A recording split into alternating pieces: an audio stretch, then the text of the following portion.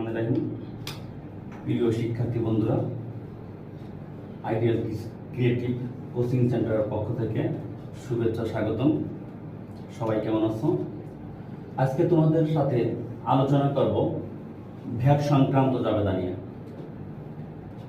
ভ্যাটের পূর্ণরূপ হচ্ছে value added tax, সংক্ষেপে বলে ভ্যাট। আমি আবার বলছি, ভ্যাটের পূর্ণরূপ ভ্যালু অ্যাডেড ট্যাক্স, সংক্ষেপে বলে ভ্যাট।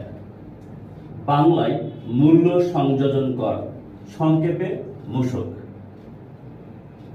এইচএসসি অ্যাকাউন্টিং ফার্স্ট পেপারে আমাদের ভ্যাট সংক্রান্ত জাবেদা আছে।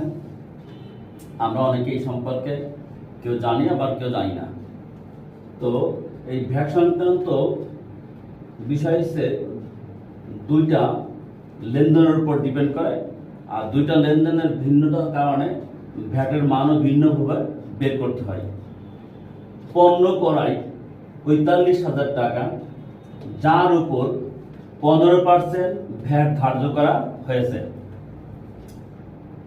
এক্ষেত্রে ভ্যাট আমরা কিভাবে নির্ণয় করব? সেক্ষেত্রে ভ্যাট হবে ৪৫,০০০ গুণন 15%, মান আসবে ৬,৭৫০ টাকা।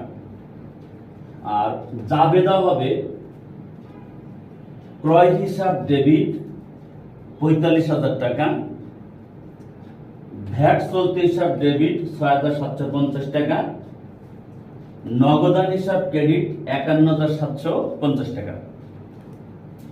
এখন এই লেনদেনটা আবার এভাবেও আসতে পারত, ভ্যাট সহ ক্রয় ৫১,৭৫০ টাকা। সেক্ষেত্রে ভ্যাট নির্ণয়ের জন্য আমাদের আলাদা একটা উপায় অবলম্বন করতে হবে।